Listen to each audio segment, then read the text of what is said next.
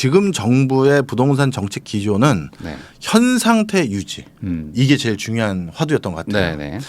그걸 왜 하려고 했냐 하면요. 쉽게 얘기해서 부동산 가격이 지금보다 떨어지면 영끌족이라고 흔히 부르는 좀 무리하게 재무 레버리지 돌려서 집 산 분들 이분들이 집값이 정점 대비 한 30% 가까이 빠진 분들 많거든요. 네. 그런 분들은 집값은 떨어졌는데 갑자기 그 사이 금리는 올라서 이자 부담은 뭐 2배 가까이 된다 이런 분도 계시고요. 네.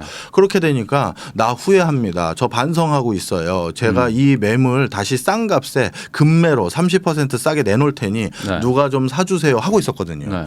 이거 물량 안 받아주면 부동산 경착륙합니다.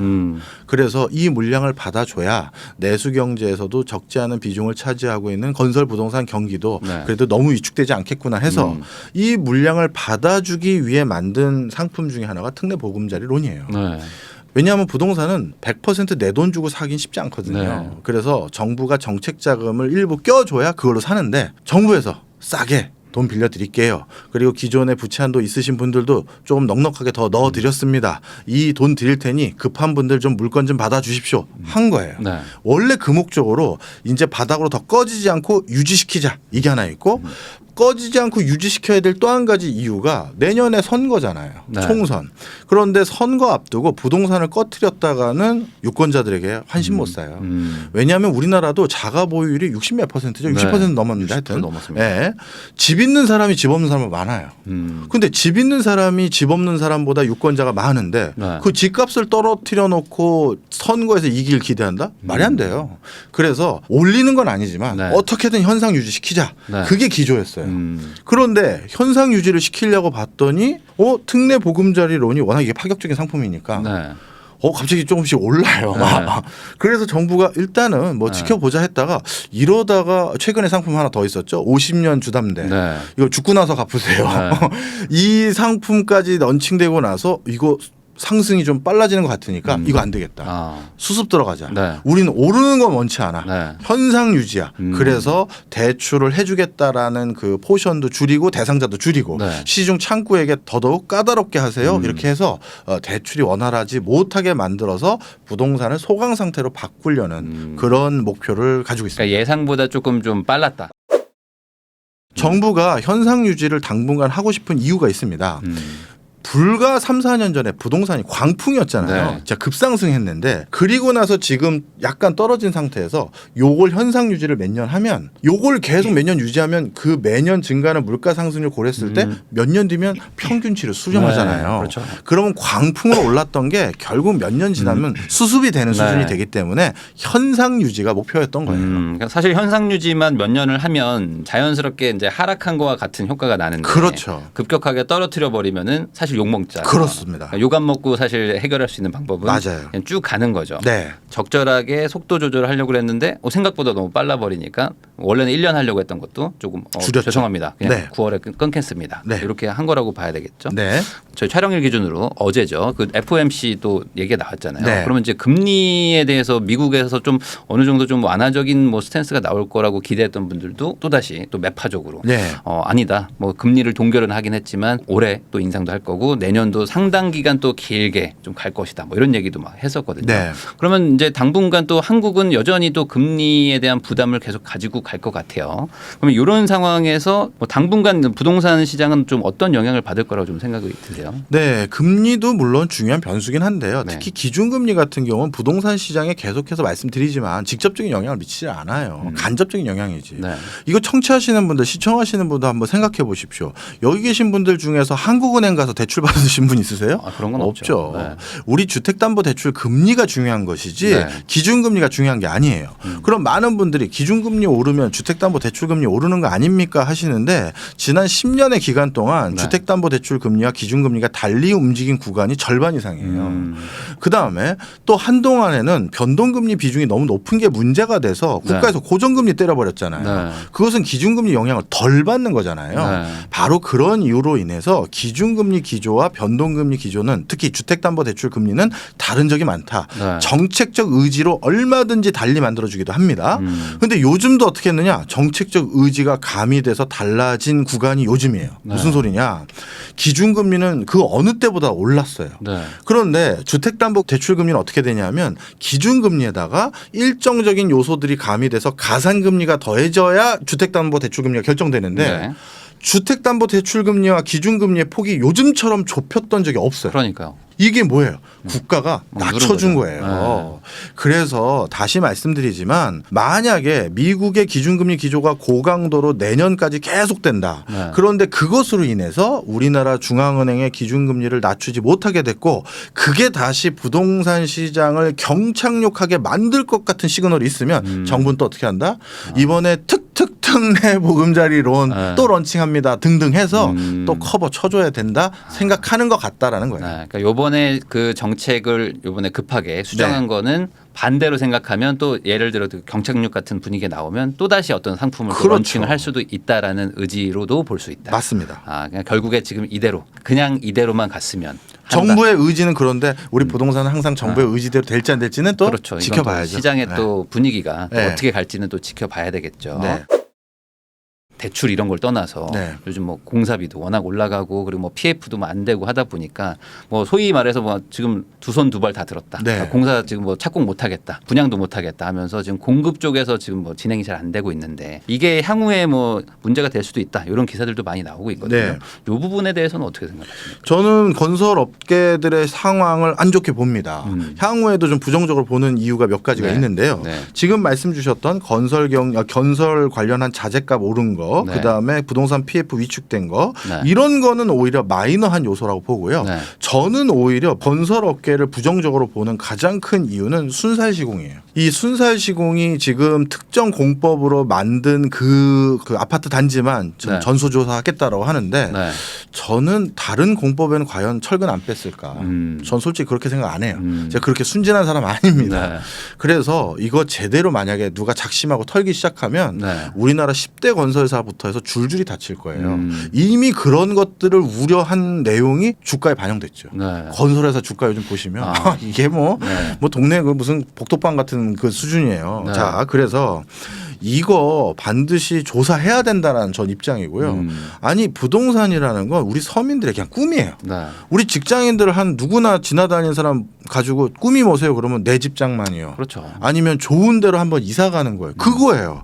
그렇게 해서 평생 모은 돈 가지고 아파트 하나 장만했는데 그걸 순살 시공으로 만들었다? 그거 보강공사 해도 그게 팔리겠습니까? 그거는 남의 인생을 정말 망가뜨린 일이에요. 네. 그래서 이거는 그냥 이대로 어설프게 넘어가면 안 되고요. LH가 시공한 것에 대해서 LH 내부 직원이 감사를 한다? 아니면 같은 정부기관인 국토부 상급기관이 감사한다? 상급기관 국토부가 결국 은퇴하고 가는 대표적인 공사가 바로 LH인데 네. 저는 그런 거 절대 신뢰 안 하는 사람이고요. 네. 이게 LH뿐만 아니라 민간까지 그리고 거의 전수조사에 가깝게끔 해서 뭐 과징금 너무 또 많이 물리면 그 기업들 자체가 존폐가 위기가 생길 수 있겠죠.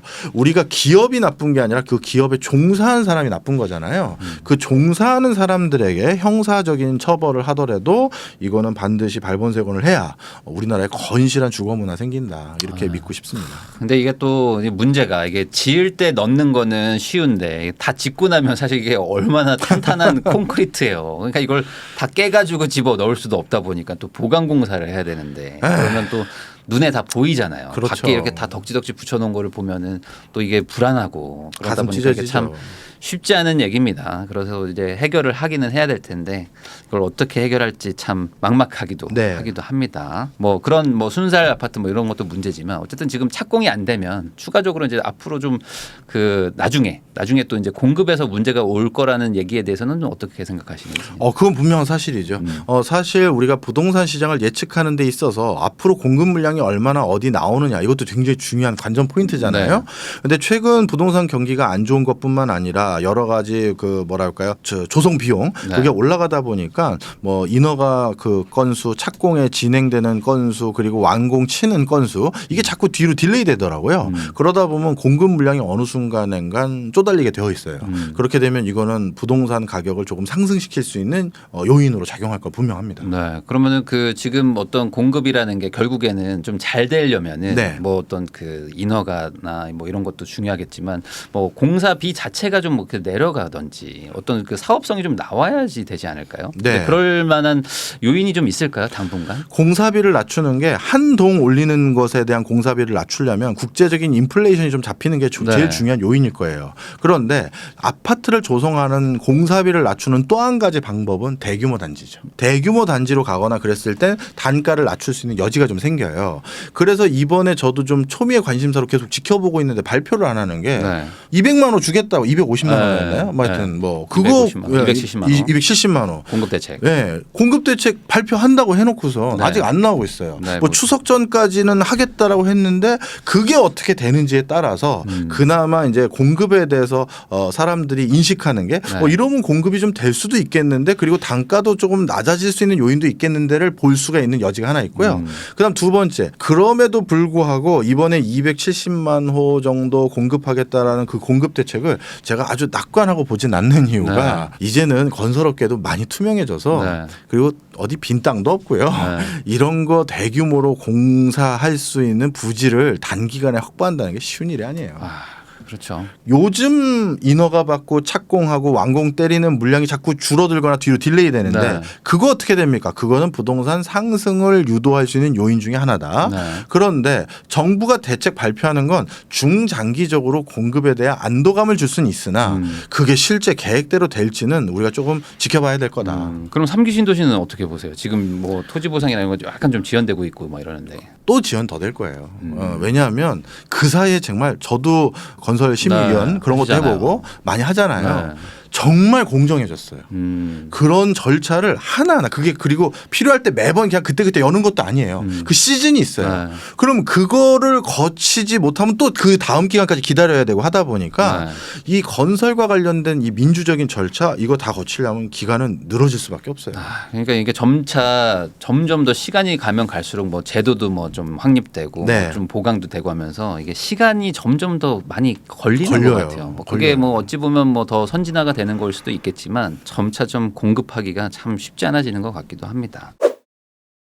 그러면 마지막으로 또 이번에 쓰신 책 제목처럼 또 세계 지도를 펼치면 돈의 흐름이 보인다. 이게 또 이 책 제목처럼 우리나라 네. 한국으로 정말 이 돈의 흐름이 모일 수 있을까요? 예, 모일 수 있는 요인들이 많아요. 근데 그래요? 우리가 너무 지금 의기소침해서 그거를 활용을 못하는 부분이 꽤 있어요. 우리나라 끝났다 뭐 이런 부정적인 댓글들도 엄청 많거든요. 근데 여기 저보다 더 네. 투자에 있어서는 네. 고수인 분도 계신데 아마 더 잘하실 거예요. 그래서 아마 이런 채널 운영하시는 것도 제가 그 진심을 아는데요. 투자를 하는 데 있어서는 제일 해서는 안 되는 첫 번째가 비관주의와 냉소주의. 그렇긴 하죠. 예. 우리가 지금 비관하고 냉소해서 아무것도 안 하면 결국 아무것도 못 얻잖아요. 네. 뭘 해야 그 중에서 과실도 나오는 거거든요. 다 잘 될 수는 없지만. 네. 그런 관점에서 한국이라는 나라를 지금 가만히 보십시오. 전 세계에서 가장 전도 유망한 산업으로 지금 분류되고 있고 지금 막 태동하기 시작한 2차 전지, 반도체, 전기 자동차 등등 네. 이런 것들을 전부 다 잘하는 나라 우리나라밖에 없어요. 네. 사실 이런 거 저런 거 따져보면 꽤 잘해요. 꽤 해요. 네. 대만은 반도체 잘하죠. 근데 네. 자동차랑 2차 전지 사업은 없어요. 네. 일본 이 세 개 다 하는데 우리보다 비교 여류에 있는 부분이 요즘은 많아졌어요. 그다음에 미국은 자체 안 되니까 우리 보러 공장 지어달라고 하고 네. 있고 유럽은 이제 후발주자로 시작하고 있고요. 네. 우리만한 나라 없어요. 네. 그런데 이런 나라에서 그럼 이 기회를 잘 살리면 우리가 뭐 70년대처럼 뭐 두 자리 성장을 할 수는 없겠지만 네. 그래도 또 한 10년, 20년 또 갈 수가 있거든요. 그런데 지금 이제 설마 뭐 우리가 되겠어 뭐 저출산 고령화는 이게 뭔 상관인지 잘 모르겠지만 하여튼 그런 거부터 해서 미중 간의 갈등해서 다 안 된대요. 네. 그러면 진짜 안 되는 거예요. 누군가는 미래를 보고 좀 베팅을 했으면 좋겠고 저도 사실 적극적으로 경제 활동하는 사람 중에 하나인데 네. 그런 것들에 대해서 그러다가 실패하면요. 실패를 안 하려고 공부하고 연구하고 해서 베팅을 하는 건데 네. 그런 것들이 저만 말고 다른 분들에게도 좀 도움이 됐으면 싶어서 이 책을 쓴 거고요. 그래서 돈의 흐름이 바뀌었어요, 여러분. 돈의 흐름이 좀 변화되고 있어요.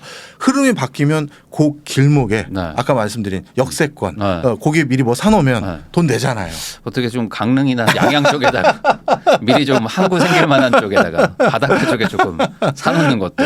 예, 하여튼 그런 느낌으로 네. 재밌게 읽어주셨으면 좋겠습니다. 네, 결국에 이제 돈의 흐름이라는 거는 바뀌기 마련이고 그럼요. 그거를 이제 공부해가지고 그 길목에 잘 서 있어야 그럼요. 그걸 기회를 잡을 수 있는 거 아니겠습니까? 그래서 그런 것들에 관심 있으시면 한번 책도 한번 보시고 미리미리 공부도 해보시면 좋을 것 같습니다.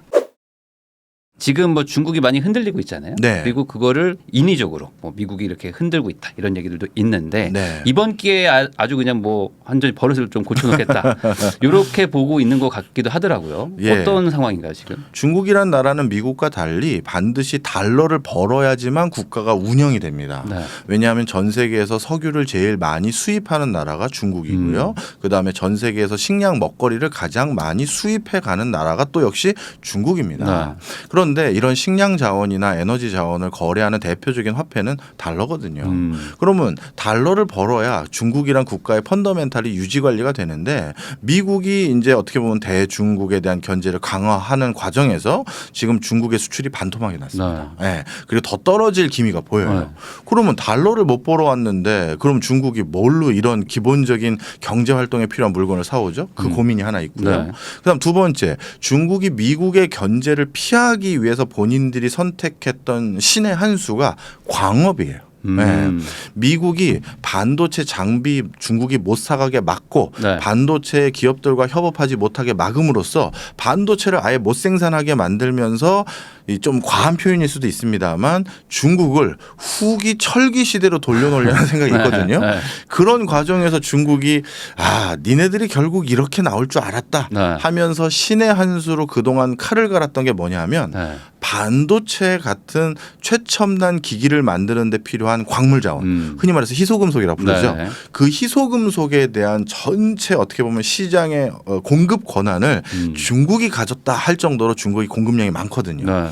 그래서 그 공급을 지금 통제하거나 미국에게 너희 그럼 그 물건 못 받았어 라는 형태로 압박을 하기 시작한 네. 거예요. 미국은 중국에게 반도체 만드는 기계를 안 넘겨주는 대신 중국은 그럼 니들도 반도체 만드는 데 필요한 광물 못 가져가 이렇게 네. 된 거죠. 네.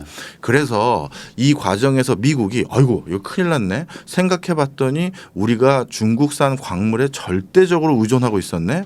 그러면 중국산 광물 말고 네. 어디선가 광물을 더 캘 수 있는 데를 찾아보자. 네. 이게 지금 미국의 상황이에요. 그럼 이제 중국 입장에서 저놈이 또 다른 데서 광구 개발해서 캐려고 하네. 네. 그럼 중국은 그걸 자기가 더 먼저 그렇죠. 자원 개발권을 확보해야 되잖아요. 네. 그럼 해외에 가서 네. 그 나라 땅 밑에 제가 개발하려고 하는데 개발권 좀 넘겨주십시오 하려면 또 달러가 필요하잖아요. 그래서 중국이 지금 달러가 너무너무나도 귀해지고 있어요. 네. 그런 과정에서 중국 정부가 어떻게든 경제의 활로를 모색하는 과정에 또 이제 눈에 들어온 게 부동산이에요. 수출이 안 좋아질 것 같아서 시진핑 주석이 뭐라고 했냐면 우리 중국은 앞으로 내수 중심으로 키워가겠습니다 선언을 했는데 그 내수의 중심이 부동산이거든요. 네. 그런데 딱 봤더니 부동산이 지금 어떻게 보면 중국 경제 안 좋아짐으로 인해서 조금씩 자초되는 모습에다가 중복 투자까지 있는 과정에서 이게 부동산을 가지고 내수를 부양할 게 아니라 이 구조조정의 대상이거든요. 그런데 또 여기서도 문제가 생겼죠. 중국의 부동산 개발 회사들이 그동안 싹쓸이해 갔던 부동산 개발권 그걸로 인한 중국의 부동산 양극화 중복 투자된 것들에 대한 시장 조율을 하면서 어떻게 개선을 하려고 했더니 이 중국의 나름대로 자산가들이 네. 또 선택한 길이 뭐냐면 우리 자산의 일부를 또 국유화하고 뺏어가려고 하네. 그러면 내 재산을 어떻게 한다? 해외에 은닉해야겠죠. 네. 그럼 해외 재산 은닉할 때 또 뭐가 필요해요? 달러가 또 필요한 거예요. 네. 그래서 요즘 중국이 위안화가 약세가 됐고 네. 위안화가 약세가 되니까 더더욱 에너지나 식량 사오는데 어려움이 생기고 지금 상황이 이렇게 된 겁니다. 네. 지금 중국은 되게 뭐 사면 초가에 빠졌다 뭐 이렇게 볼 수 있을 것 같은데 중국은 어떤 뭐 해법을 찾을 수 있는 방법이 있을까요? 그나마 다행인 것은요. 중국의 부동산 개발과 관련된 시스템은 예전에 미국의 리먼 브라더스 사태와는 좀 다른 기저로 움직였어요. 네. 그게 그나마 다행인 건데요. 미국의 리먼 브라더스 사태는 어떻게 흘러갔었냐면 쉽게 말씀드리면 미국의 금융회사들이 부시 대통령이 법을 바꿔줘가지고 서브프라임 모기지 즉 차상위 소득계층이나 신용 등급이 떨어지는 사람들에게도 주택담보대출을 해줄 수 있는 법이 생겼어요. 그래서 서브프라임 모기지 상품들이 런칭이 됐는데 네. 금융회사들은 이 서브프라임 모기지 상품을 팔고 나서 이 대출을 자기가 그대로 떠안고 있기가 싫었던 거예요. 네. 왜냐하면 이 사람들은 신용 등급이 떨어지는 사람들이니 아 이거 자칫 잘못하다가 불안전한 자산이 될 것 같은데 네. 대손 처리해야 될 것 같은데 생각이 드니까 어떻게 되냐 이 서브프라임 모기지 상품을 다시 독특하게 쪼개가지고 다시 이걸 분산시켜서 다른 금융상품에게 판 거예요. 네. 파생 상품으로. 그러니 쉽게 얘기해서 미국 내의 모기지 상품이 파생 상품으로 바뀌어서 전 세계 금융회사들에게 다 퍼져버린 거죠. 그렇죠.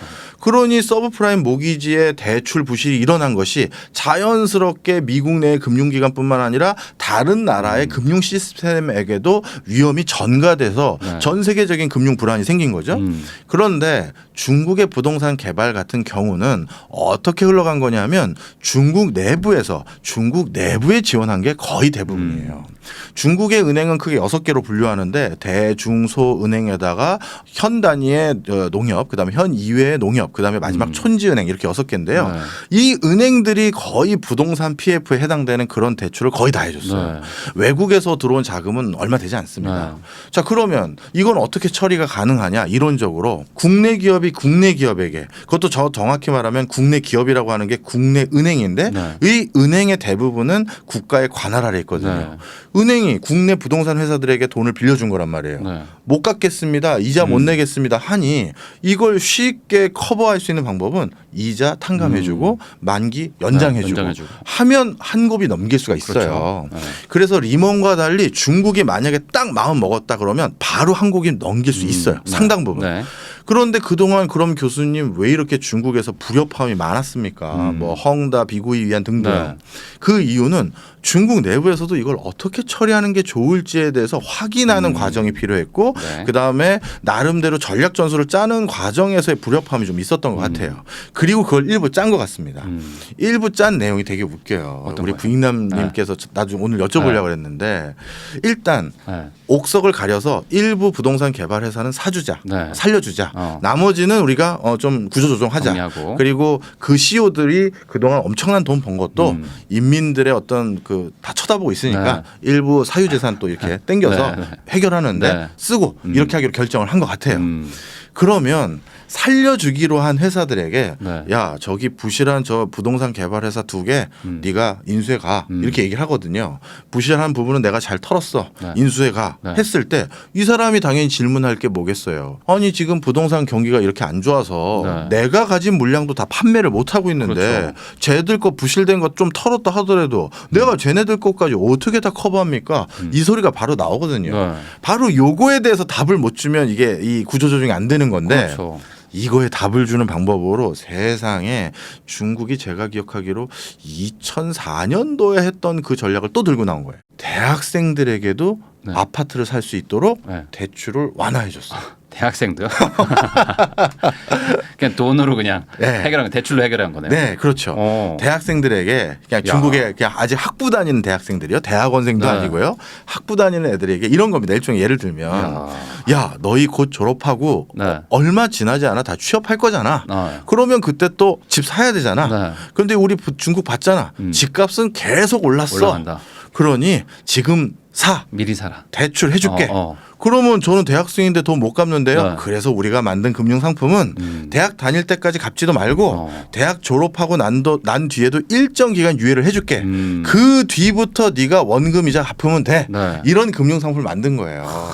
그래서 대학생들에게 아파트 사세요, 아파트 사세요를 하는 거예요. 아.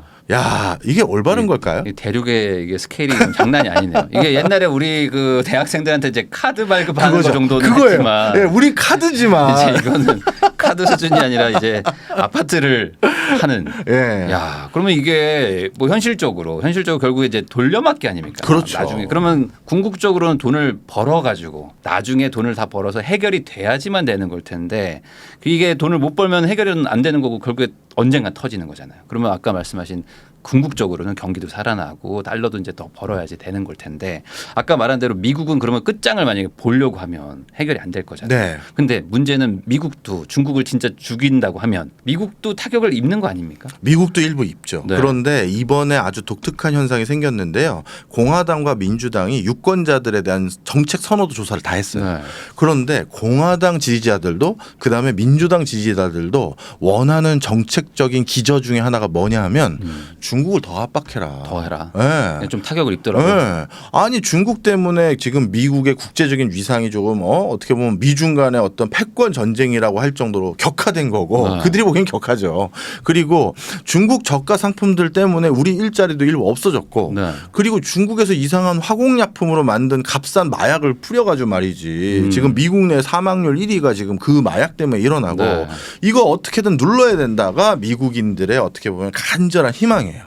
그러면 이런 것들은 이제 나중에 선거가 내년도에 본격화되게 되면 네. 어떻게 되느냐 쉽게 얘기해서 묻고 더블로 가는 거예요. 민주당의 누군가 후보가 나는 이래서 중국을 압박하겠습니다라고 하면 국민들이 그걸 원하니까 공화당은 그래? 그럼 난 그거보다 더 강하게. 그럼 그 민주당에서 그걸 보고 나도 또 더 강하게. 그럼 난 더 강하게. 네. 이렇게 될 가능성이 많죠. 아, 그러면 이게 진짜 끝장을 한번 보려고 할 수도 있겠네요. 그렇죠. 아, 근데 이게 또 문제가 아까 말씀하신 것처럼 반도체에 필요한 게 히토류 뭐 이런 네. 거잖아요. 그러면 이걸 다른 데서 구할 수가 있나요? 그래서 미국이 원래 자신들이 가지고 있는 불문율을 이번에 하나 깨고 전수조사를 한 게 있어요. 네. 뭐냐면 미국은 자국 내에 있는 자원은 웬만하면 개발하지 않는다라는 원칙이 있습니다. 네. 그런데 이번에 어떻게 됐느냐? 이거 미국 그 국무부 보고서인데요. 네. 미국 국무부에서 미국 산업이 정상적으로 가동되기 위해서 가장 핵심적으로 필요한 광종, 광물 자원이 뭐가 필요한지에 대해 조사를 해봤더니 35종이 나왔어요. 네. 근데 그 35종을 그동안 누가 제일 전 세계에서 많이 캐고 있었고 네. 우리는 누구로부터 제일 많이 수입해 왔는지를 조사해 봤더니 그 35종 중에 20종을 중국이 캐고 있었고요. 제일 많이 캐고 있는 네. 나라가 그러면 미국은 그 35종 중에 어느 나라에게 제일 많이 수입해 왔는지 이걸 분석해 봤더니 그 중에 또 상당수가 중국에서 사오고 있었던 거예요. 야, 이거 큰일 났네. 네. 그래서 바깥을 쫙 살펴봤죠. 호주라는 자기 미국의 최우방 국가에게 야, 너희도 자원 많잖아. 혹시 개발할 거 있는지 찾아봐 했더니 네. 중국이 이미 다 투자 다 해놨고 아. 그리고 저기 유럽도 가봤더니 중국 자본이 상당히 많이 이미 침투되어 있고 네. 그래서 미국이 처음으로 본토 안에를 조사한 거예요. 네. 그랬더니만 참 미국은 끝까지 부러운 나라예요. 뭐 치트키 쓰고 있어요, 맨날. 아, 또 있어요? 다 있어요. 다 있어요. 다 있어요. 다 있어요. 다 있었네. 이거였어요.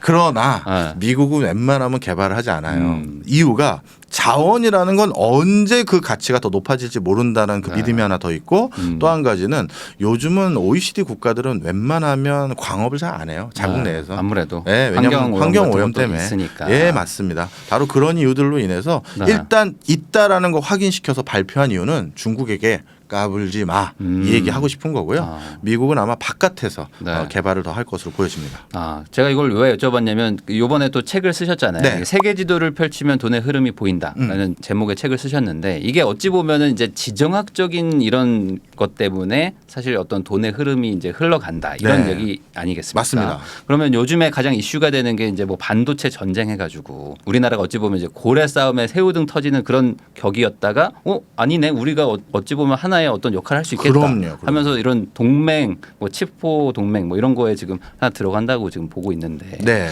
어찌 보면 이런 것도 지정학적인 그런 이슈 때문에 발생하는 거라고 볼 수 있을까요? 그렇습니다. 사실 미국이 여러 이유가 있는데요. 지정학적인 것의 관점에서 설명을 드리면 네. 이제 탈석유 사회가 본격화되다 보니까 미국 입장에선 중동의 전략적 가치는 많이 낮아졌어요. 예전에는 중동의 한 나라 빼고 모든 아라비아 반도 정도 모든 국가에 미군 기지가 다 있어요. 네. 그래서 그만큼 미국이 이 아라비아 반도에서 생기는 모든 이슈에 대해서 내가 다 관리하겠다라는 그 역할을 해왔는데 이제는 슬슬 그 중동의 그 허허벌판 모래사막을 지킬 이유가 없어요. 알아서 해라. 알아서 해. 그래서 발을 빼기 시작했죠. 네. 그런 과정에서 빈살만을 비롯해서 중동 지역이 이상하게 중국과 다시 친해지면서 미국에게 나 이러면 중국과 친해진다. 나 이제 석유 이제 위안화로 결제한다. 이러고 있는 모습들도 일부 책에 기술을 자세히 해놨고요. 네. 그런 과정에서 그런 반대로 이런 현국에서 미국이 가장 관심의 대상이자 중요시 여겨야 될 지정학적인 위치에 있는 나라가 어디냐? 그 중에 하나가 한국이에요.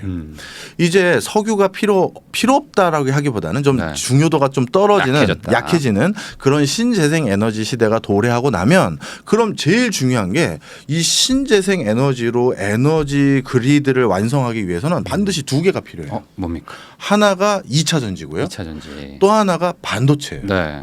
왜냐하면 신재생 에너지인 풍력이나 태양광 같은 경우는 이게 균질한 자원이 아니에요. 인풋을 내가 조정할 수가 없죠. 네. 바람을 불게 할 수도 없고 햇빛이 더 들게 할 수도 없잖아요. 네. 그래서 2차 전지, 2차 전지와 관련된 기술이 필요하고요. 네. 그다음에 불균질한 이 인풋을 아웃풋은 균질하게 만들려면 제어 장치가 필요합니다. 그게 반도체예요. 반도체. 그런데 이 두 가지가 그러면 이제 21세기 에너지 패권을 계속 유지하기 위해서 반드시 홀드해야 될 두 가지 기술인데 네. 아주 공교롭게 이 두 가지 물건을 다 잘 만드는 나라가 어디에 있느냐? 중국 근처에 다 붙어 있어요. 네. 한국, 대만, 일본. 네. 그러면 정말 뭐 그 가상의 상상력이지만 미중 간의 갈등이 아주 첨예하게 악화돼서 중국이 네. 자신들의 영해에 근접해 있는 국가들의 대항으로 나가는 걸 막아버렸다. 그럼 미국은 이 산업의 쌀이라고 불리우는 반도체를 비롯해서 2차 전지를 어디서 조달받죠?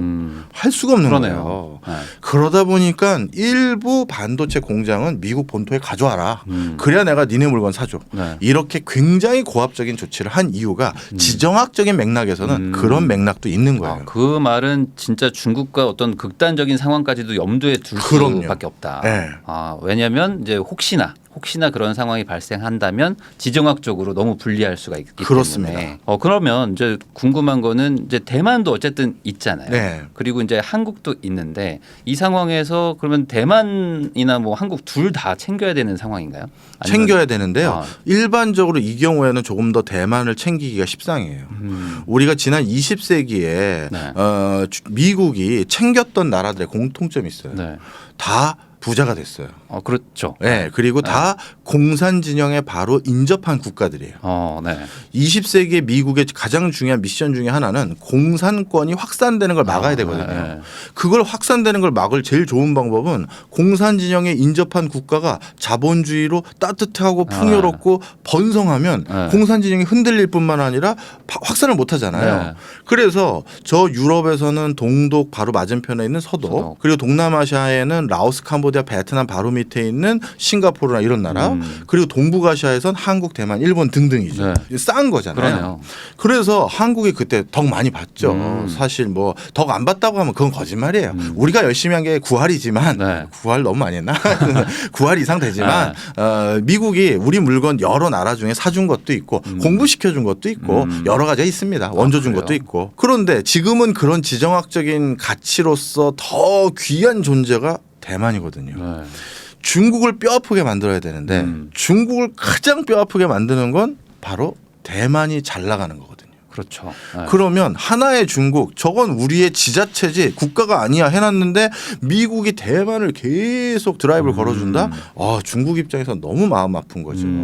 그래서 같은 값이면 네. 대만 물건을 쓸 가능성이 많고 네. 같은 밸류체인을 구성해야 된다면 네. 대만 기업들과 손을 잡을 가능성이 더 많고요. 네. 실제 그건 지금도 그렇게 그려지고 있죠.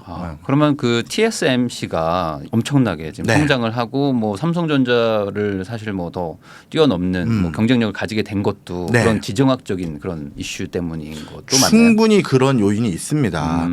사실 TSMC 기술력을 제가 부인하는 거 아니고요. 네. 워낙 그 출중한 기술력을 가진 회사 분명히 맞습니다. 하지만 우리가 이런 국가 단위의 교섭과 물류 그다음에 무역이 어느 어느 쪽으로 좀 더 흘러가게 만드느냐라는 교묘한 장치들까지 다 감안해 보면 확실히 지금 대만에 힘을 실어주고 있는 모습은 분명히 있어요. 네. 그렇다고 그러면 우리 삼성이나 SK 하이닉스 같은 우리 국내 기업은 어떤 힘을 못 받느냐? 다행히도 이 반도체는요. 지금도 두 자릿수에 육박할 정도의 성장세를 계속 보이고 있는 산업이에요. 네. 계속 커져요. 반도체 네, 산업이. 네. 그러다 보니까 TSMC 혼자 캐파로 이거 다 못합니다. 그러면 일부 반드시 삼성과 SK 하이닉스에도 기회가 오고요. 네. 물론 자꾸 성장하니까 TSMC가 일본과도 합작회사 만들고 미국에도 더 하고 하긴 하지만 그것뿐만 아니라 우리에게도 기회가 와요. 그리고 TSMC의 주력 분야는 파운드리라고 해서 쉽게 얘기해서 누가 발주를 해야 그 사람이 원하는 대로 물건을 만들어주는 그런 반도체거든요. 그런데 이 파운드리는 그 업태의 특성 때문에 우리에게 기회가 쉽게 올 수 있어요. 쉽게 얘기해서 메모리 반도체 분야는요. 네. 표준화된 물건을 계속 똑같이 만드는 거예요. 네. 그거는 이미 우리 한국계 기업이 규모의 경제를 실현했어요. 이렇게 큰 공장 시설 투자해서 누가 지금 뒤늦게 그거 만들어 보겠다라고 하면 우리가 단가 확 낮춰서 쫓아낼 수 있어요. 동네 목욕탕 우리들이 큰 거 한 거야. 그런데 조그만 목욕탕 하나 들어온대. 그럼 우리 목욕비 어떻게 합니까? 그냥 막 반값 낮추는 거죠. 쿠폰 막 뿌려. 쿠폰 뿌리고 그렇게 해서 쫓아낼 수가 네. 있어요. 그런데 파운드리는 그게 아니잖아요. 갑자기 요렇게 만들어주세요. 요렇게 만들어주세요. 요렇게 만들어주세요. 네. 다 다르거든요. 그럼 어떻게 되느냐. 갑자기 전 세계 1등 발주처, 2등 발주처, 3등 발주처 줄줄이 있는 사람들 네. 중에서 갑자기 누가 나 그동안 TSMC 부탁했는데 이제부터 삼성전자에 부탁할래.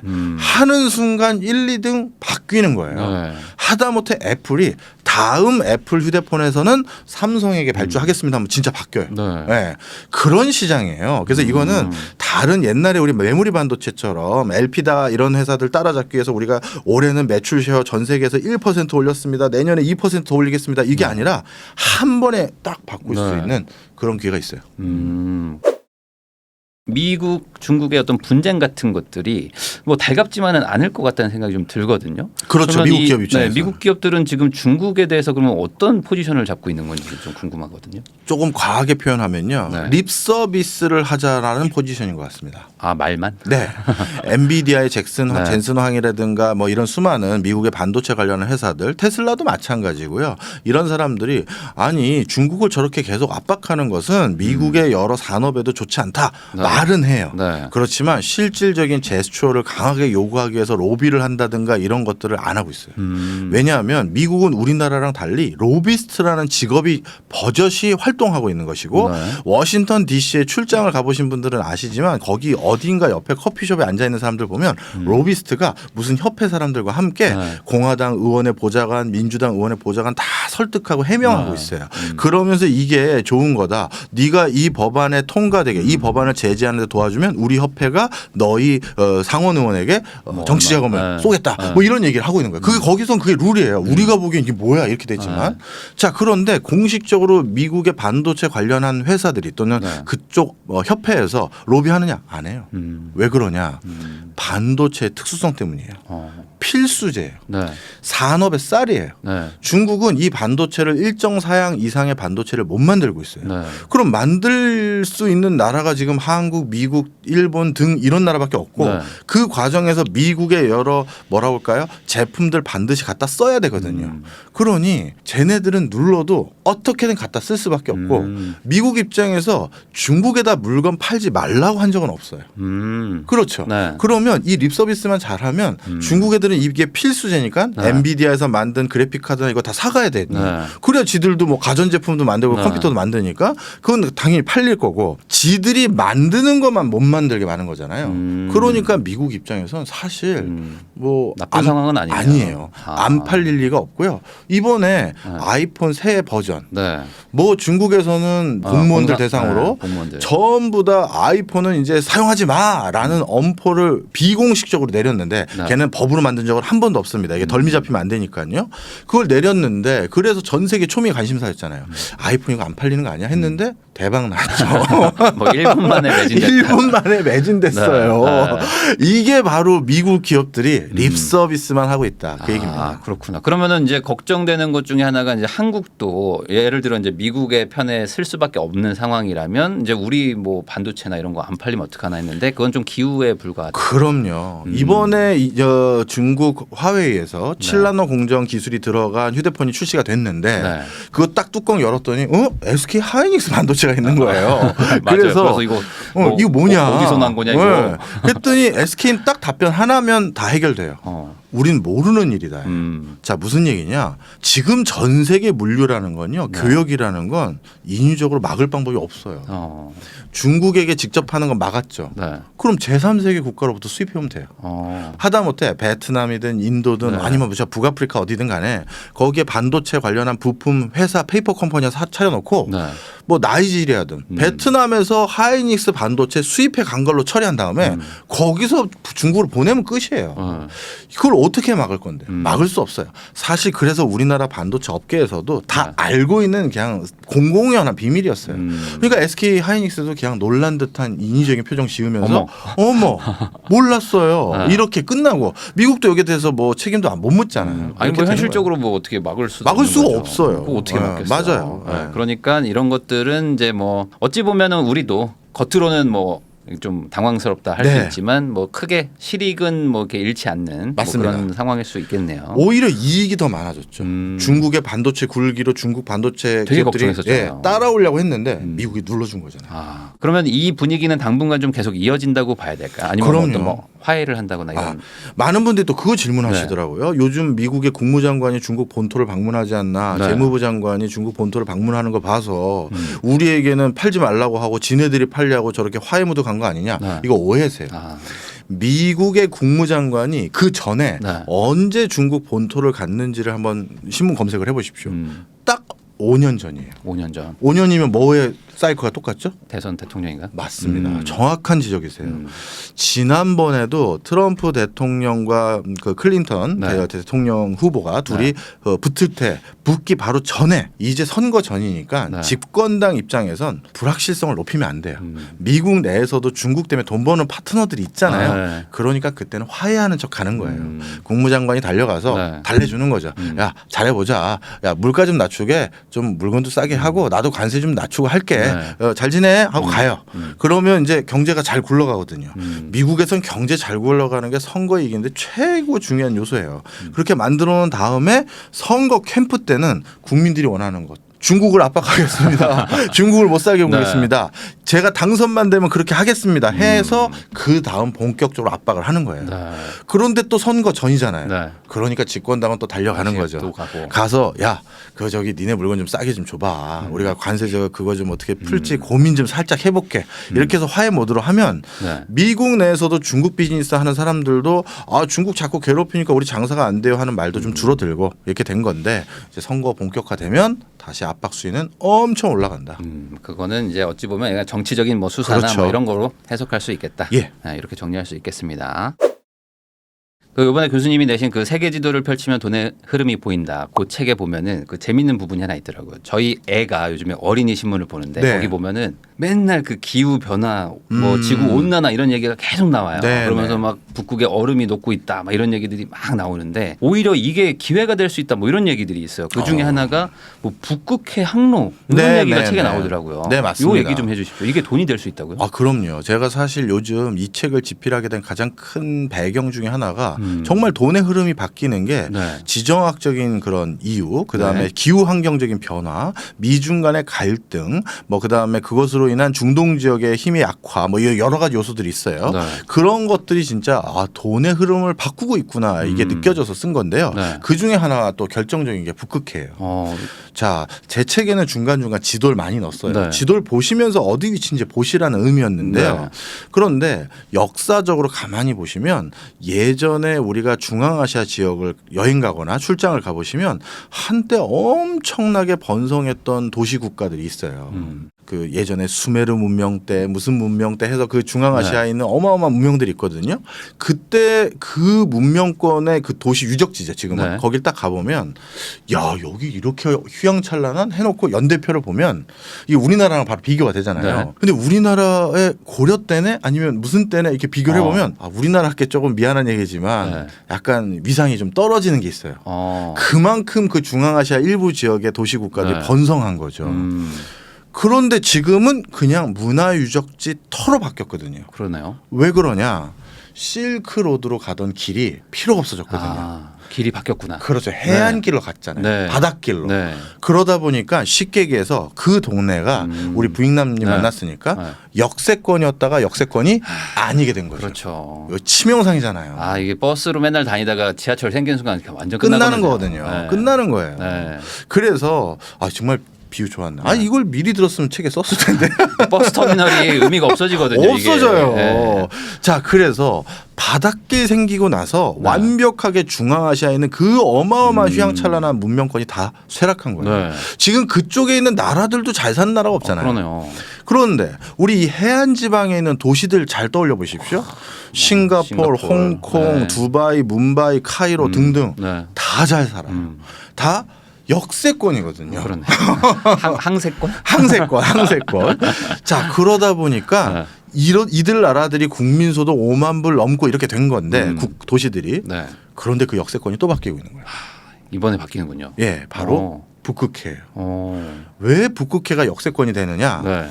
지금 동북아시아는요, 전 세계 공산품의 한 40%를 한중일이 만들어요. 네. 그럼 한중일에서 만든 그 공산품이 북아프리카나 유럽으로 가는 경로가 지금 네. 어떻게 하냐면 남중국해 지나서 말라카 해협 엄청 지나서 돌아가네. 그렇죠. 네. 저기 호르무즈 해협 지나서 네. 수에즈나 지나야 가요. 아. 그래서 로테르담까지 가면 한 22,000km 걸립니다. 네. 그런데 부산항이든 네. 여기에서 그냥 위로 간다. 야. 블라디보스토크 위로 간다. 네. 그럼 얼마가 걸리느냐? 16,000에서 15,000km면 도착해요. 오, 많이 잘 빠지네요. 3분의 1 거리가 줄어요. 네. 그럼 물류 비용이 얼마나 주는 거예요? 그러네요.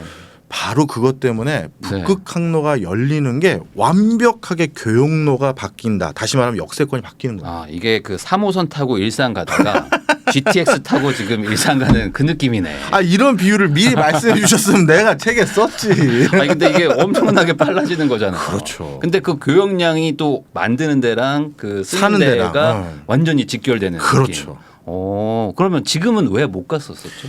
북극해는 네. 1년 365일 이용을 못 하잖아요. 얼어붙으니까. 얼어붙어 있으니까. 그래서 쇠빙선이나 내빙 기능이 있는 배들이 앞에서 끌어주거나 그런 네. 배 기능은 있는 내재된 배가 이제 갈 수가 있는데 그러니까 도저히 그 타산이 안 나와. 안 맞는 거죠. 그래서 지금은 안 하는데 네. 해양학자들 뭐 저는 해양학자가 아닌데 책에서 네. 그대로 써드렸습니다만 해양학자들의 얘기를 들어봤더니 네. 짧게 보면 2026년 길게 보면 2030년 안에 네. 두꺼운 빙벽은 다 녹는데요. 네. 다시 말해서 1년 365일 이동이 가능한 루트가 열리는 루트가 거죠. 생기는구나. 그러면 네. 어딘가 우리 동북아 지역을 종점이라고 해야 될지 시작점이라고 해야 될지 모르겠습니다만 네. 여기에 출발할 거점 항만 도시들이 네. 이제 더 많이 필요하고 또 생겨야 되잖아요. 그런데 그럼 교수님 그런 항만 도시 다 중국이 가져가거나 일본이 가져가지 않을까요? 네. 아닙니다. 한국이 굉장히 유력해요. 왜 그렇죠? 자, 일단 러시아가 이 북극해 항로 연안 해안에 네. 거의 56%가 다 러시아 영해거든요. 네. 그러니까 러시아의 협조 없이 거길 지나갈 수가 없어요. 네. 그래서 러시아가 누굴 점지해 준다 해도 과언이 아닌데 그런데 러시아는 일본하고는 전통적으로 이 우리로 따지면 동해 연안을 같이 개발할 생각이 없어요. 왜냐하면 쿠릴 열도 영토 분쟁이 있거든요. 싸우고 있죠. 예. 네. 영토 분쟁하고 있는 나라와 경협을 한다? 네. 우리로 따지면 일본한테 갑자기 독도 개발 같이 하실래요? 말도 안 되는 일이에요. 네. 그래서 이거는 러시아는 희망사항이 아니고요. 그 다음에 중국인데 이건 좀 설명이 약간 길어질 수 있는데 짧게 좀 네. 해보면요. 원래 중국은 동해로 바로 못 나갑니다. 우리 두만강 하류를 보면요. 북한하고 러시아가 붙어 있어요. 그래서 중국은 동해로 나갈 수가 없어요. 네네네. 만약에 북극해 항로 이용하려고 동해로 오려면 저 서해에서 넘어와야 그렇죠. 돼요. 그래서 중국은 오래전부터 동해로 바로 나갈 수 있도록 도와주십시오라고 해서 러시아랑 북한에게 많은 협조를 부탁했는데 네. 그때마다 러시아가 거절했어요. 두만강 하류 이용하려면 러시아의 그 네. 강이니까 북한의 강이기도 하고 동의를 구해야 되는데 안 해준 거예요. 네. 그 이유가 왜 그러냐. 이건 상식적인 겁니다. 제 책엔 자세히 써놨지만 국경을 접하고 있는 나라들끼리 사이가 좋을 수 없죠. 없어요. 네. 러시아가 중국 좋아하는 게 아니에요. 음. 필요에 의해서 지금 이용을 하거나 협조를 구하는 거지 원하는 카운터 파트너가 아니고 국경을 접하고 있는 나라가 저렇게 강성해지는 건 인근 나라에게 위협이 되는 그렇죠. 거예요. 그래서 동해를 얻지 못하도록 철저히 차단하고 있었고요. 이 블라디보스토크라는 러시아가 가지고 있는 항구 도시 있지 않습니까? 이게 원래 예전에는 또 우리나라 땅이기도 했고 우리 옛날에 선조 네. 때는 대부분은 중국이 점유하고 있었던 지역이었어요. 그래서 그 지역의 원래 이름이 러시아가 점령하기 전에 해삼위라는 이름이 원래 지명이에요. 그런데 러시아가 그걸 청나라 말기에 청나라가 약해지니까 내려와서 부동항 얻으려고 점유하고 나서 이름을 정해야 되는데 네. 이름을 블라디보스토크라고 러시아가 새로 만든 거예요. 근데 그 블라디보스톡이 무슨 뜻이냐? 네. 블라디하고 보스톡 두 개 합친 말인데 이게 무슨 뜻이냐면 동방을 점령하라는 뜻이에요. 아. 원래 내 땅이면 이름 그렇게 지을까요? 아니죠. 아니죠. 네. 간신히 이 땅 점유했으니 네. 어떻게든 이걸 우리가 지키자, 점령해보자. 이 수건을 담은 지명이에요. 지금 간신히 내 땅 된 여기를 네. 중국이 와서 쓴다? 말도 안 되는 일이죠. 안 쓰게 하겠죠. 그렇죠. 네. 그런데 러시아 우크라이나 전쟁에서 네. 러시아가 너무 급해졌어요. 많은 생필품, 공산품, 그렇죠. 경제 제재 막혔기 때문에 중국이 안 주면 구할 방법이 없고요. 그다음에 기타 필요한 물품들 중국이 조달해 주거나 중국을 경유해서 러시아로 넘어오지 않으면 얻을 방법이 많이 줄어들었어요. 그래서 중국이 다시 찾아왔어요. 푸틴 나 기억하지? 그거 그때 받은 물건 잘 쓰고 있어? 그 블라디보스토크 말이야. 계속 너 그렇게 혼자 쓸 거야? 그렇게 해서 이번에 사용 허락을 득했어요. 아 그래요? 네. 오. 이게 그런 이슈만 아니면 러시아가 안 해줄 텐데. 절대 안 해주는데 네. 약간 그래서 중국은 경쟁자로 좀 올라오고 있는 상황이다. 네. 이렇게 보시면 됩니다. 그러면 이게 빠르면 26년 정도라면 어쨌든 지금 경쟁자일 수 있는데 만약에 부산항이 되겠죠? 네. 우리는 그러면 그리고 강원도 지역에서 네. 왜 강원도죠? 항상 우리는 네. 소외받아야 되냐. 우리 안산이나 용인이나 네. 이쪽 경기도 지역에서 만든 반도체 아, 디스플레이 이거는 바로 SRT 그 경로를 타고 바로 가면 된다. 네, 강릉이나 네. 이 속초나 이쪽 항구를 이용해도 되는데 네. 동해항이나 이쪽을 이용해도 되는데 뭐하러 부산까지 그걸 다시 내려보냈다가 하냐. 그래서 우리 쪽에 북극해 거점 항만 인프라 사업 해달라. 네. 네. 이게 지난 대선 때 양쪽 대통령 후보에게 다 들어갔어요. 찌라시로 네. 쪽지 예산. 네네. 그런데 이제 그게 반영은 안 됐어요. 네. 왜냐하면 지금 반영할 수 있는 연도는 좀 뒤로 미뤄져 있잖아요. 네네네. 그러다 보니까 근데 강원도도 배제할 건 아니에요. 강원도도 이제 국내에서 생산된 것들은 어쨌든 그렇죠. 유럽이나 이런 데를 보내야 되니까. 그렇습니다. 강원도 쪽도 어쨌든 좀 주목해 볼 수 네. 있겠다. 정도는 이제 얘기할 수 있겠네요. 그리고 또 이제 이런 게 있지 않습니까? 또 이제 요즘에 그 영상에 보면 네. 댓글이 많이 달리는 게 네. 뭐 부동산 사는 거 의미 없다. 왜냐 이제 조금 있으면 이제 북극 녹고 하면은 해수면이 막 상승된다. 그래서 네. 뭐 이제 뭐 송도부터 해서 쫙 이제 뭐 이제 물 들어오기 시작하면은 뭐 부산도 그렇고 잠긴다 이런 댓글들이 막 달려요. 그러면 이게 또 어찌 보면 또 하나의 지정학적인 뭐 그런 변화일 수도 있을 것 같은데 요거 실제로 뭐 걱정해야 되는 수준인지 이런 것들도 좀 궁금하거든요. 반은 걱정을 해야 되고요. 반은 걱정할 필요가 없습니다. 이게 네. 좀 설명을 드려야 되는데요. 책에서 동남아시아 국가를 언급할 때 거기에 기후 환경 변화로 인한 난민들이 좀 늘고 있다는 얘기를 거기 써드렸는데요. 네. 메콩강의 수위가 절반 이하로 줄어들었어요. 이거는 중국에서 네. 메콩강은 동남아 강이 아니에요. 네. 중국 강입니다. 메콩강의 전체 유역 길이를 보면 중국 저 티벳에서 발원해서 저기 그 중국 다 거친 다음에 동남아시아 국가 5개 지난 다음에 남중국해로 빠지는데 전체 유역의 길이에서 중국을 거치는 길이가 훨씬 더 길어요. 그러니까 중국강이라고 해도 과언이 아니에요. 근데 중국이 상류에서 댐을 많이 건설해서 하류의 물의 수위가 낮아졌고 또 이상 기후 현상으로 인해서 물의 수위가 낮아진 것도 같이 공존해요. 우리는 오랫동안 이 메콩강의 지류인 어느 천을 기반으로 동네에서 농사짓고 어업 활동하고 살고 있었는데 네. 이 천이 말라버렸어요. 그럼 우리는 농사나 어업 못하잖아요. 그렇죠. 그래서 오랫동안 살던 지역을 이주하는 기후 난민이 몇 천만 명 이상 늘고 있어요. 네. 그런 것들은 분명 이상 기후 현상으로 인해 부동산의 가치 변화, 지정학적인 변화가 유발되고 있는 거 맞아요. 네. 그런데 전 세계적인 어떤 메트로폴리탄 국가들의 도시들 그런 도시들은 이거에 대해서 전 크게 걱정 안 해도 될 수준까지 왔다라고 봅니다. 네. 그 이유를 하나 설명드릴게요. 너무 해외만 얘기하면 부익남 채널에 네. 와서 재미없으니까 국내 얘기를 하나 드리면 제3 한강교 완공되고 나서 네. 강남 개발이 본격화된다라는 걸 딱 이제 알고 나서 초기 땅 투기 하려는 어마어마한 네. 그 갑부들이 있었어요. 그 중에 한 분이 설립한 고등학교 나오신 걸로 알고 있어요. 아, 그분이 투기를 하신 거예요? 네, 투기를 한 거. 그래서 거기 땅을 가지고 있어서 고등학교도 세운 그런 거예요. 네. 더 빨리 사신 줄 알았는데. 더 빨리 샀죠. 네. 그리고 나서 그 다음에 이제 고등학교도 그 땅 하나 뚝 띄워가지고 지은 거예요. 어마어마한 땅 부자셨죠. 어마어마한 땅 부자예요. 그분이 바로 강남의 땅을 취득하기 본격적으로 시작한 게 제3 한강교인 한남대교 완공되기 직전부터 이제 투자를 하기 시작한 네. 거예요. 그때 한국일보 뭐 설립자 누구 뭐 몇 사람 있어요. 네. 막 쫙쫙 돌아다니면서 타는 거. 강남 초창기 완전히 지금 같은 모습 안 돼 있을 때 초기 땅값으로 어디가 제일 비쌌을까? 어디가 제일 비쌌을까요? 뭐 지금은 압구정인가요? 청담인가요? 지금 땅값이요? 네. 제일 비싼 데는 뭐 당연히 삼성역. 아 삼성역이구나 삼성역 지금은. 쪽이 제일 비싸죠. 지금은 개발 이슈가 네, 있으니까. 그렇죠. 그래서 뭐 보통 뭐 도산대로 뭐 이런 데도 비싸고요. 네. 자 그러면 거의 말씀을 주신 네. 것처럼 도산대로 근처니까 강에서 가까운 쪽이 네. 좀 많겠죠. 그런데 그 당시에는 강남이 저 양재까지 말죽거리까지 다 개발된다고 했었을 때 강변이 제일 쌌어요. 강변이.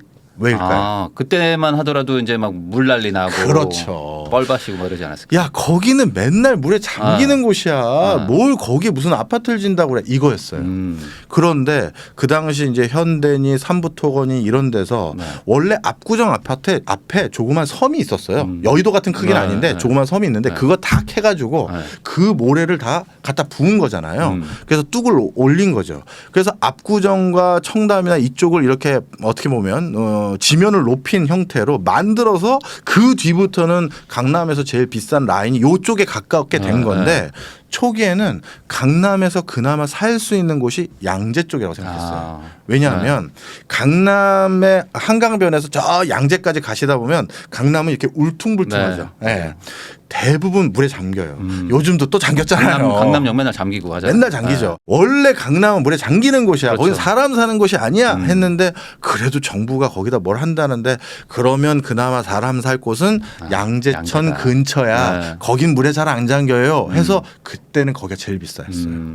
그게 바로 물에 잠기는 것 때문에 네. 그렇게 됐는데 우리 건설 토목 기술, 과학 기술 얼마나 발달했습니까? 그러니까요. 당분간까지 버텼잖아요. 그래서 달라지는 거예요. 물론 최근은 이상 기후 현상으로 다시 강남이 잠기는데 네. 그것도 이제 극복하기 위한 지금 인프라 투자를 들어가려고 하는 거고요. 하나만 더 사례 말씀드리면 저 초등학교 때 제 학교 친구들이 이제 막 이사를 가기 시작했어요. 정호야 나 다음 주까지밖에 학교 안 나와. 네. 야 너 어디 가? 막 그러면 이제 우리 아파트 완공돼서 글로 가야 된대. 네. 해서 그때 제 기억으로 가장 친구들이 많이 갔던 곳이 한 세 군데로 흩어져요. 하나가 노원구. 네. 아파트는 많이 네, 생겼죠. 그렇죠. 그다음 또 하나가 목동. 네, 목동. 그리고 또 하나가 올림픽 앞저 선수촌. 네, 세 군데예요. 네. 그런데 그때 제가 밥 먹으면서 아버지 어머니한테 물어봤어요. 아빠 철수도 네. 전학 간대요. 아 걔는 또 왜 가냐? 지난주에도 너 네 친구 누구 어디 가지 않았니? 네. 걔도 갔는데 얘는 어디로 간대요? 했더니 그때 이제 부동산에 대해서 얘기를 해주신 거야. 내 기억이 나요. 그런데 제가 물어봤거든요. 그럼 내 친구들이 이사 간 동네 중에서 어느 동네가 유치한 질문, 어느 동네가 제일 좋아해요? 아. 유치한 질문 네. 했는데 그때 아버님이 뭐라고 하셨냐면 어머니랑 목동은 사람 사는 데 아니다. 왠지 아시죠? 아, 물에 잠기잖아요. 옛날은 진짜 물 난리가 많았어요. 엄청났죠. 진짜. 예. 네. 거긴 사람 사는 곳이 아니야. 거기다가 무슨 아파트 단지 진다는데 그거 뭐 어쩌자고 그러는지 그거 있으셨고 잠실이 이름이 왜 잠실이에요? 아니, 잠실의 뜻은 뭐 다른 거긴 하지만 농담이지만 농담이지만 사람 사는 데 아니다고. 예. 하여튼 그래서 그쪽도 자주 잠기거든요. 그런 데가 많아요. 네, 맞아요. 그래서 사실 제일 추천해 주신 분이 곳이 노원이었어요. 노원. 근데 지금 땅값 어떻게 되나요? 맞아요. 자, 결론 아셨죠? 해수면 큰 영향 없을 가능성이 높습니다. 그런 건 또 과학기술로 또 해결을 할 그럼요. 것이다. 네, 그럼요. 왜냐하면 그걸 뭐 지켜만 보고 있지는 않으니까. 그럼요. 항상 뭐든지 대책을 또 내고 그럼요. 또 해결을 한다. 이렇게 보면 되겠습니다.